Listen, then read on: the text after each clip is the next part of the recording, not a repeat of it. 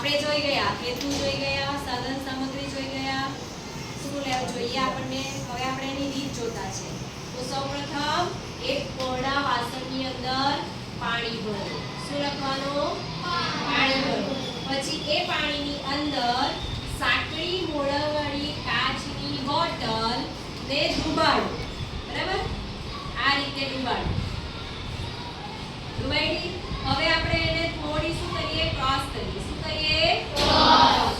પાણી ગયું આમાં પાણીની બોટલમાં નથી ગયું ને?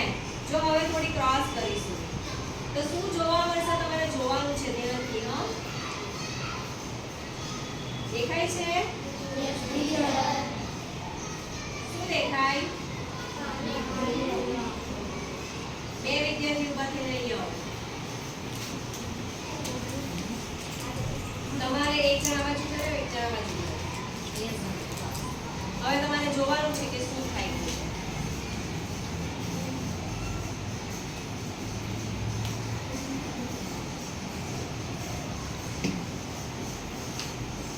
એટલે સમય અહીંયા વિચારને ખાલી આટલું જ લે.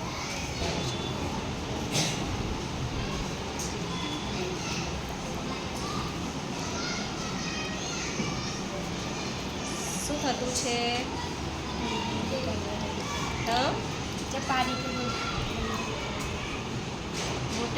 શું જોવા મળે? શું જોવા મળે આપણને?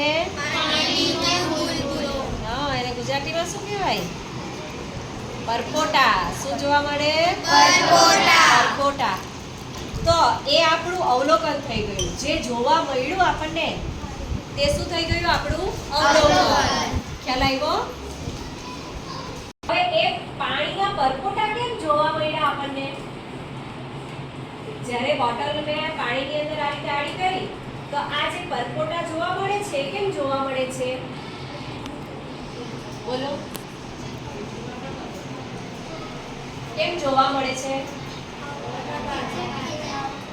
શું પાણી શામાં ભરાય? બોટલમાં ભરાય. તો બોટલની અંદર શું હતું? હવા હતી. અને એ હવા ક્યાં જાય છે? બોટલની બહાર જાય છે અને પાણીમાંથી નીકળે છે બહાર. એટલે આપણને શું જોવા મળે? પરપોટા. પણ એ બોટલની અંદરથી હવા કેમ બહાર નીકળે છે અને પરપોટા કેમ જોવા મળે? અંદર પાણી જાય છે એટલે. બરાબર?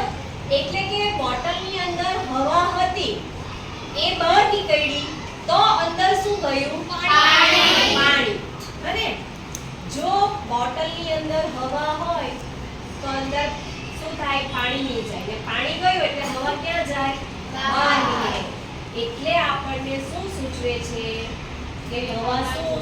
જગ્યા રાખે છે. હવાને પણ શું જોઈએ છે? જગ્યા. સમજ પડી ગઈ? Yes teacher. હવા જગ્યા રોકે છે. એ કેવી રીતે આપણને ખબર પડી?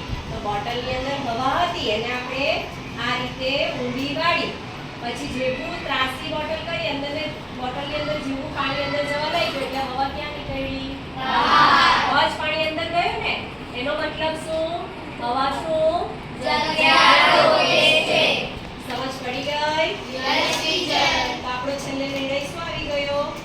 કે સાચી વાત છે કે હવા જગ્યા રોકે છે.